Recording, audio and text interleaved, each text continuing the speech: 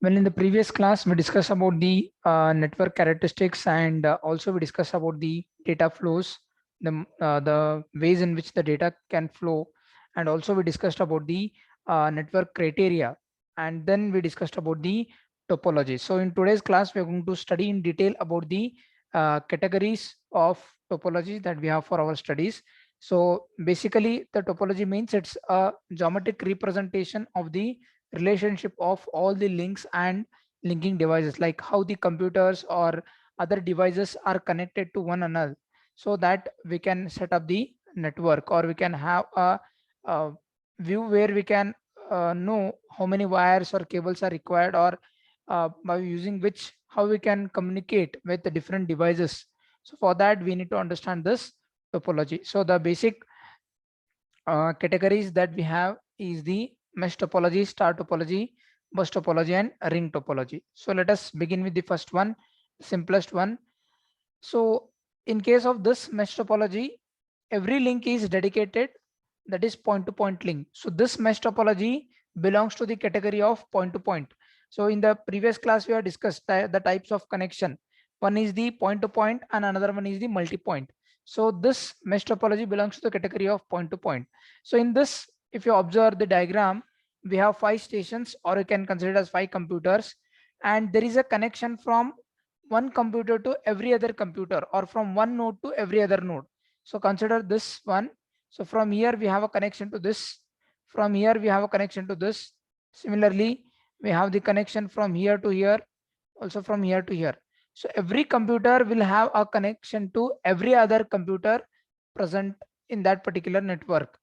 Okay, so the term dedicated means that the link carries traffic only between the two devices it connects. So this is very much important. So for every or for every two nodes, we have a dedicated link here. So from here to here, the traffic or the data transmission will take place only with this particular link or with this particular channel, and this cannot be shared with other devices or other stations. So the dedicated means that the link carries traffic only between the two devices it connects. So this is the basic characteristics of uh, mesh topology. So then we need to know about the basic thing about how many cables are required, or how many links we must create when we want to set up this mesh topology. So to link n devices, fully connected mesh has n into n minus 1 divided by 2 physical channels. Okay, so to make this, I mean, this is a formula to know how many links that we have, or how many connections that we need to make, and if you consider it as a full duplex mode. So every device on the network must have n minus 1 ports. This is about the ports, and this is about the links that are required. So to, if I take this particular diagram, consider, or we will calculate how many links are required. So I will start with this one. So from here to here I have one connection, from here to second, then from here to here 3, and from here to here 4. So I require 4 connection from this. Next, so from here already you have considered this. Okay, we will leave that because it is a full duplex mode. We are considering it as a full duplex mode. So these are 4, and from here to here, this is 5, this is 6, this is 7. Okay, and from here we have 8, and from here we have 9, and this we have 10. So from here to here. So uh, in case of this, we can see that from every computer to every other computer we have a connection. So if you put up this formula, n into n minus 1 divided by 2, we can get the result. So here how many computers we have? We have here totally 5 stations or 5 computers. So if you apply with this formula, 5 into 5 minus 1, okay, 5 into 5 minus 1, 5 minus 1 will be 4 into 5. So 5 into 4 is 20, 20 divided by 2. So we require 10 communication channels, or 10 links are required when the number of stations are 5. Are you all following this? How to calculate number of links in a mesh topology? It depends on number of devices that are present. So the formula is n into n minus 1 divided by 2 number of links are required. Suppose say that I have some say 6 computers or 6 stations. Can somebody tell me how many links are required? If the number of nodes are n, that is nothing but what? 6. So how can you calculate that? 15. If the number 15. of nodes are 6, so I will take nodes equal to 6. Okay, so the formula is n into, that is 6 into 6 minus 1 divided by 2. So 6 minus 1 is 5. 5 into 6, 30. 30 divided by 2. So 15 links are required to do it as a mesh topology or mesh network. Similarly, in this case, they are given it as for this particular diagram. So for the same 6 that we have discussed, we can make that 15 links are required. They are also shown for this. Okay, so here 1, 2, 3, 4, 5, 6, and 8 devices in mesh has links n into n minus 1. So if there are 8 devices that are present, then obviously the number of links required are 8 into 8 minus 1 divided by 2 equal to 28 links are required. Similar to that, in case of mesh topology, it depends on number of devices. Okay, so suppose say that I want to connect to this particular station and from here to others and so on. So now we need to know about how many ports are required. Ports are nothing but you can consider it as a connectivity devices where we have some plugs, we can say. So here I have 5 devices. So for every station I require a port so that I can connect to all other devices.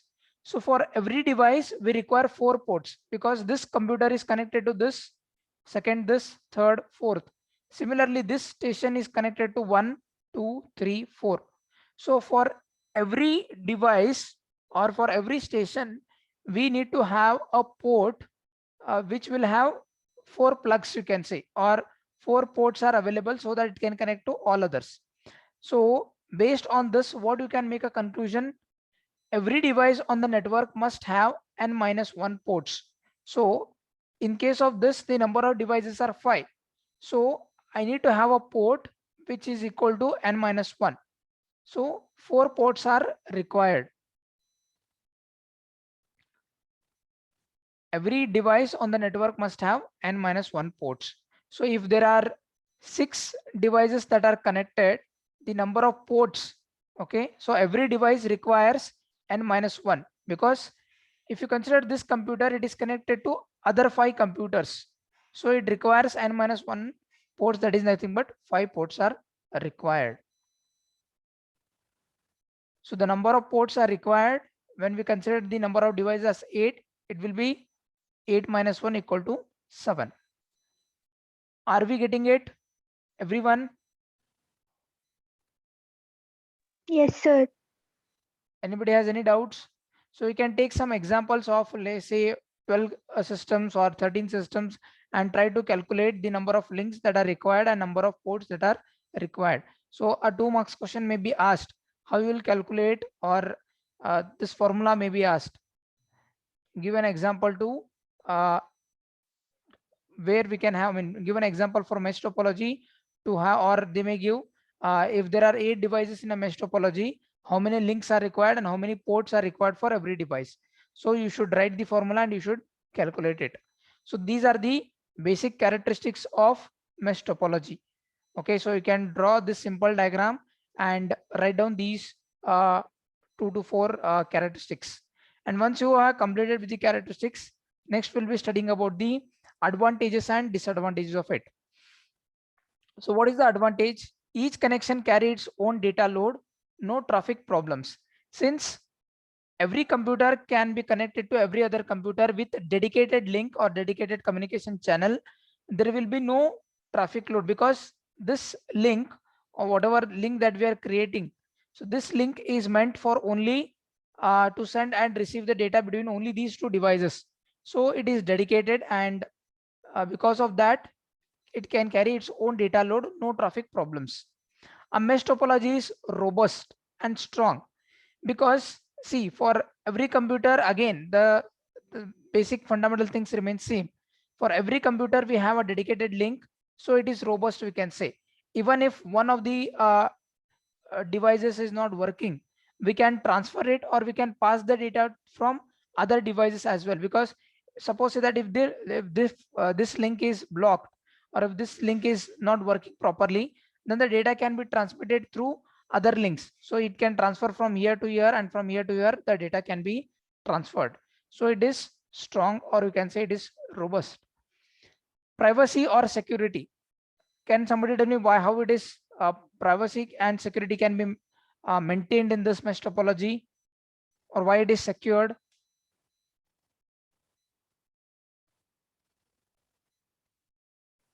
In mesh topology, again, the basic fundamental thing is we have a dedicated line. So when we are having a dedicated line or dedicated link, this link cannot be used by some other parties or for by some other computers. So the data transmission that is occurring between this computer and this computer is not understood, or it is not sent, or it is not leaked by some other devices. So privacy and security can be maintained in case of the mesh topology.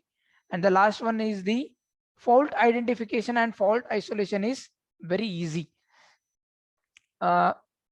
Even though it has got a lot of cables and other things, but since we'll be having uh, for every device we have the ports, we can check the cables which are having problems. So if these two devices, they are not able to communicate, then what can be the reason? The reason can be the obviously either there may be problem with the port, or this link is not working. So we can easily identify where is the fault. Okay, if these two devices are not able to communicate, we will directly check either the port that is connected with between these two devices, or we will check the link. Okay, so fault identification and detection is very simple in case of mesh topology. And also we can, once we find out the fault, we can easily identify it. I mean, we can easily solve it, or we can put a new cable, or we can change the port, and it can be done very easily. So these are the advantages of having the mesh topology. So even though it is good and has these many advantages, but still it has got some disadvantages or drawbacks. So what is the basic drawback? Big amount of cabling is required. Suppose say that you have only just 5 to 10 computers you want to connect, then well and good. But what if there are hundreds of computers are required, and if you need to set up this, you require a lot of cabling, and big number of input output ports are required. Suppose say that if you are connecting 30 computers, then every computer must have a port with 29 ports, because each computer must be connected to every other computer in the node or in the network. So big number of input output ports are also required if the size of the computers or nodes are more. Installation and reconnections are difficult. So as we said, if number of computer devices increase, installation and reconnections are very difficult. So you need to have those many wire cables and input output ports, and you need to check whether each and every port is connected, and each and every link is connected or established, the connection is properly established or no, and so on. So installation is also takes a lot of time. Sheer bulk of the wiring can be greater than the available space itself. So that can be also problem. So if you are setting up this network in a small area, or where you have less space, then this cannot be used, because the cabling may require, or it will take a lot of space than the actual available space. Next one is the hardware connect to each input output code could be expensive, and also it is very expensive because you need to have a lot of cables, input output ports, and the ports will be very costly.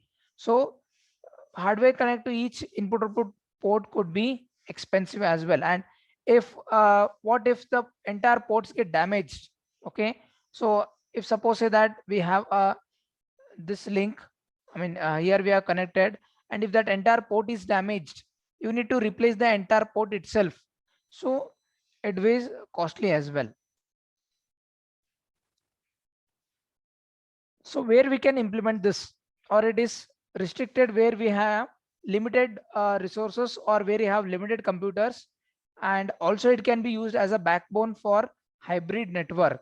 So this is the one type of network where we have the combination of different topologies. So mesh topology can act as a backbone for the hybrid network.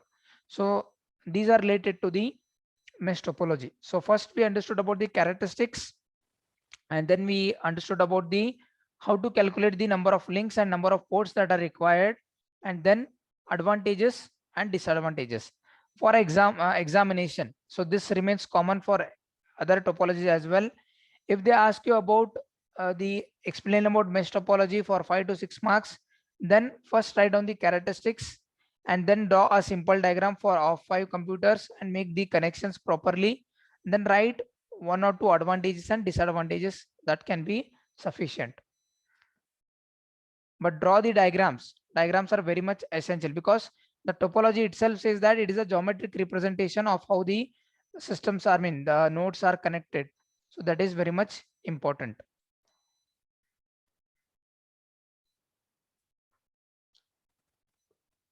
Shall we go ahead? Are you all following it? Very simple. So anybody has any doubts?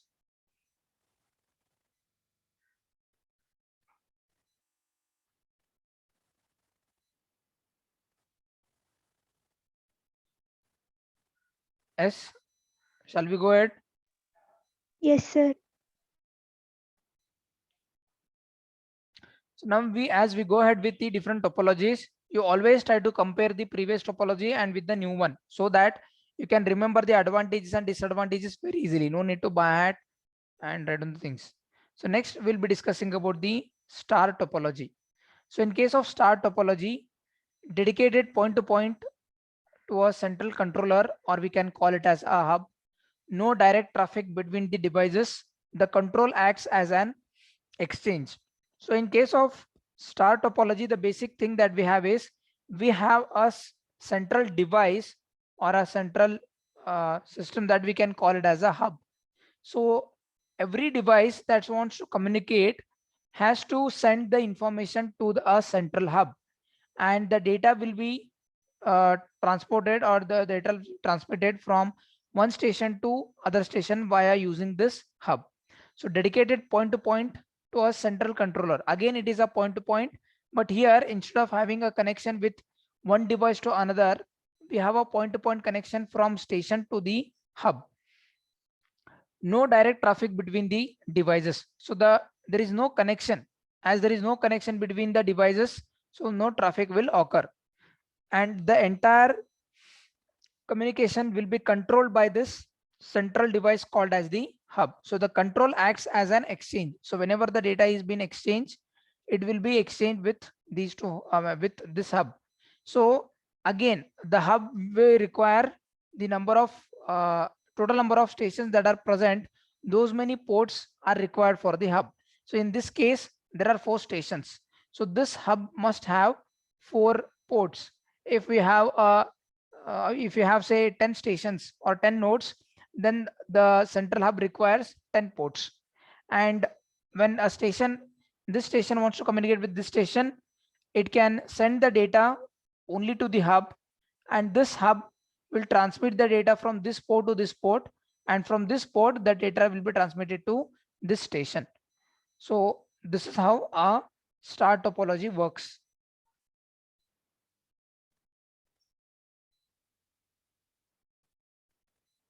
Next, we will compare with the other one, the earlier one. So we can have some advantages. It is less expensive than mesh. Why? Because one link plus one port per device.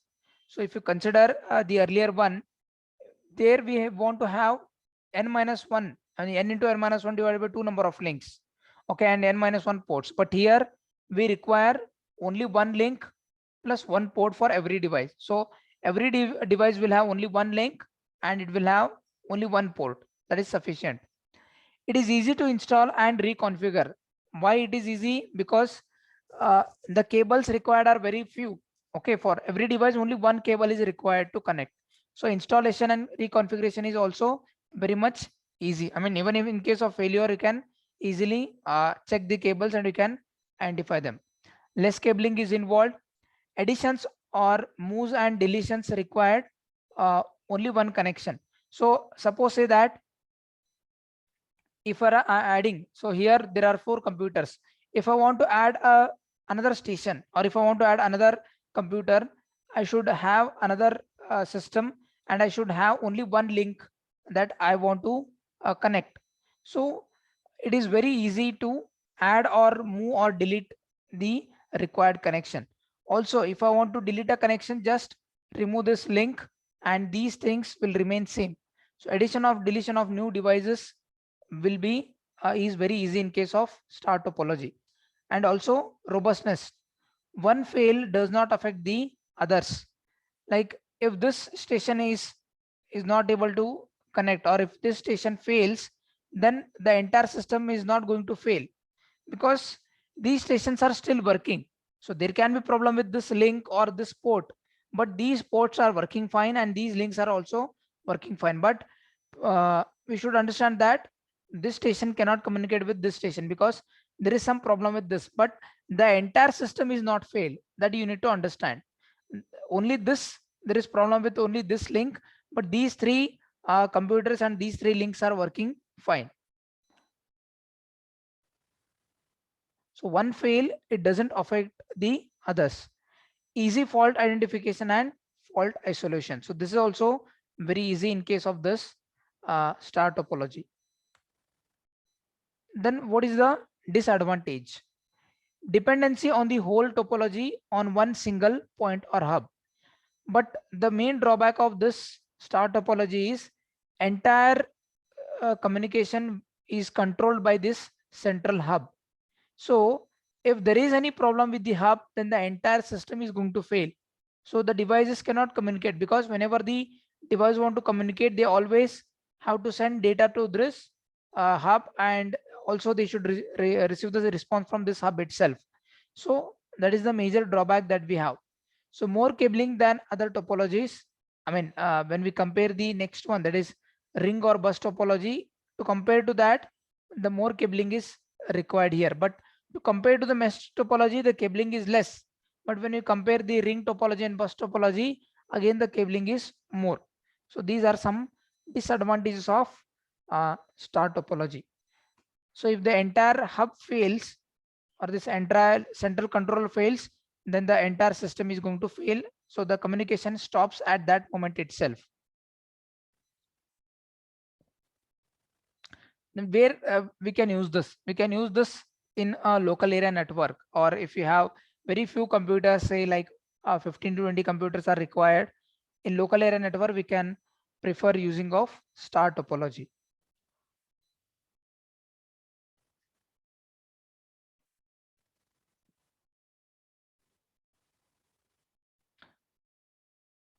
Are we clear with this? Yes, sir. Yes, sir. Others?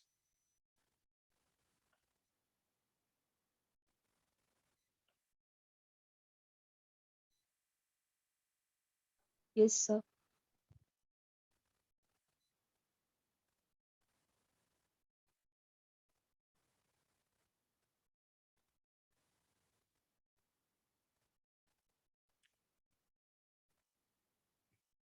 Shweta, can you tell me the advantages of star topology? Shweta Kallanavar.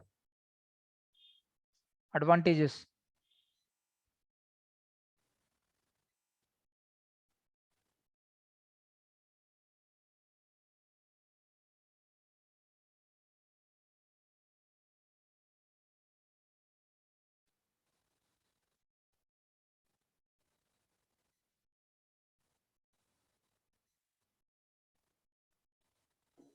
Sir, it is less expensive than mesh topology. Okay. What is the difference between mesh topology and star topology?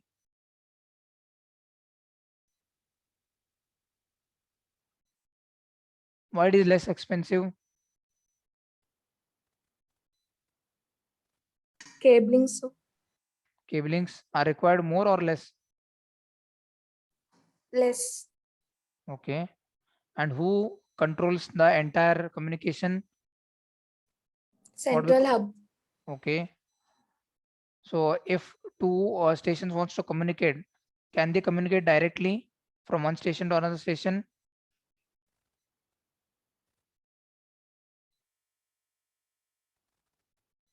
No, sir. So how the communication will take place?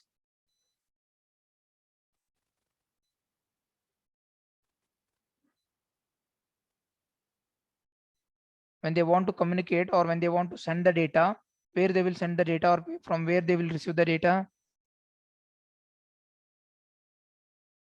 Two hubs, sir. From Okay.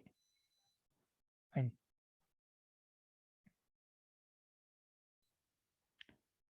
We'll go ahead with the next one. That is the bus topology. So it is a multi-point, as we discussed in the previous class. Whereas the first one, mesh topology and uh, star topology belong to the category of point to point, but whereas this bus topology belongs to the category of multi-point. Why? Because in case of uh, bus topology, we have a common link, okay, or a shared link that will be shared with many other devices. Okay, so one long cable acts as a backbone. So this long cable or long cable acts as a backbone, and for this cable all the devices are connected. It is used in design of early local area networks and Ethernet LANs. So in the local area, most of the time we use this bus topology in the local area network. But here, as we know that it is a multi-point, uh, the data can be transmitted through this communication links. So when this device wants to communicate to this device, directly it will send to the uh, this central cable, and whichever device wants this information, they can accept it. So the data is flowing throughout this link. From this computer, the data is being flown. So whichever device wants, that can access the data. So it is a multi-point. One long cable acts as a backbone. In the textbook, they are not given any diagram for this. I mean, they are given the diagram, but have taken some other diagram for this. So because again, there are some things they have used tap and drop line and other things that we can discuss later. So this is the diagram that they are given in the textbook. So nodes connect to cable by drop lines and taps. So what are taps? Basically, like in our water supply, we can say that will have a one common pipeline, and through that many other devices or many other people can connect to that. So it is like a tap where uh, the stations are connected. So nodes connect to cables. So these are nothing but the nodes. Nodes connect to cables by drop line and taps. Signal travels along the backbone and some of its energy is transformed to heat. Uh, Limit of number of taps and the distance between the taps. So the one problem that we have is, in case of this, is signal travels along the backbone and some of its energy is transmitted to heat. Because the data is transmitted with only one cable, or the link that we are having is shared with all the stations, so it will generate a lot of heat. But when we compare the mesh topology or the star topology, when they want to communicate, a separate link is dedicated from one device to other device. But in case of this, whenever they want to communicate, the data will be present at this backbone itself or this common cable itself. So due to that, it will generate a lot of heat, or its energy is transformed into heat. So it limits the number of taps and the distance between the taps. So it will have restriction on how many stations can be connected, or it puts some restriction that only these many devices can be connected. So if this is the length of the cable, then like say the length of the cable is say 10 feet. So only 4 computers can be connected, or only 2 computers can be connected. So that will be actually done by the network architectures or the network designers. So that is a part, but it will put some restriction on how many systems can be connected.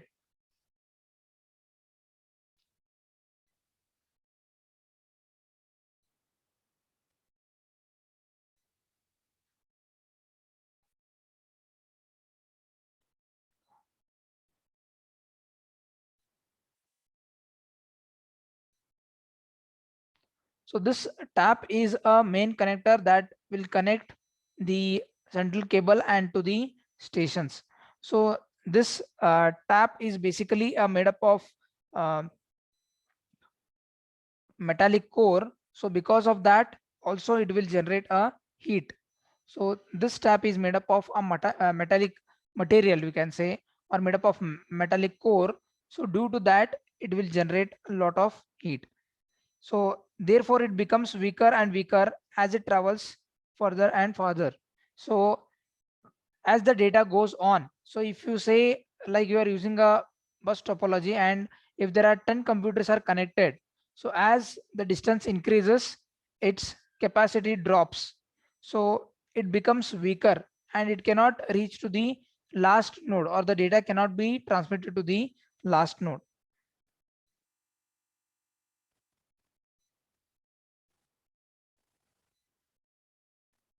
So what are the advantages of having the bus topology? The basic advantage is ease of installation. Installation of bus topology is very easy because we have only one cable, a central cable is required, and whichever device we want to connect, it can connect it easily. And also adding new devices is also very easy. Suppose say that in this we have only 3 stations. If I want to add a new station, I will just take another device, another station, will take a drop line and then tap, and it can be connected. So installation is also easy, and also we can configuration is also easy. Less cables than mesh and star topology. Compared to the mesh topology and star topology, the cables required are very less. But it also has some disadvantages. Difficult reconnection and fault isolation. In case of first one, that is in case of mesh topology, uh, fault isolation and fault detection was very easy. But in case of this, it is very difficult because if the devices are not able to communicate, there can be problem with the drop line, or there can be problem with the tap, or there can be problem with the entire cable itself. Suppose say that if you are connected 10 devices, then the fault detection person or the network architecture has to check, or the network administrator has to check each and every device. Is there any problem with the cable, or is there any problem with the tap or the central cable or the backbone cable? So it is very difficult to identify the fault and also to reconfigure it. So it will take a lot of time. Adding new device requires modification of backbone. So if you want to add a new device, again you need to change that cable, because it will have certain limits on how many devices can be connected to this. And fault or break stops all transmission. So if there is any fault, okay, but just compare this star topology. Suppose say that if this station is not working properly, but the entire system is not stopped, these stations can still communicate and they can exchange the data. But whereas in case of this bus topology, if there is any problem, so fault or break stops all transmission. So if there is any problem, then we don't know where the problem is actually exist, whether it is related to this stations or this station, or whether it is related to the entire cable. So for every device, we need to go on checking the cable connections, and also we need to check about this taps and the central cable. So it is very difficult to do that task. Fault or break stops all transmission. The damaged area reflects signals back in the direction of the origin, creating noise in both the direction. So the damaged area reflects signals back in the direction of the origin. So if there is any problem with this particular station, or at this particular line, or this particular place, then the data cannot be transmitted further. So here the data transmission will stop because there is some problem at this particular region, and from here onwards the data cannot be transmitted. So the damaged area reflects signals back in the direction of the origin, creating noise in both the direction. So because of this, there is a failure of signals, and that failure of signal will be transmitted to the original or the originator or to the source machine, and it will be affected, or it will get a reflection, we can say, and it will create a noise in the channel. Noise is nothing but, in simple terms, you can remember it as a disturbance that will be caused to the other devices as well, or to the in the entire network.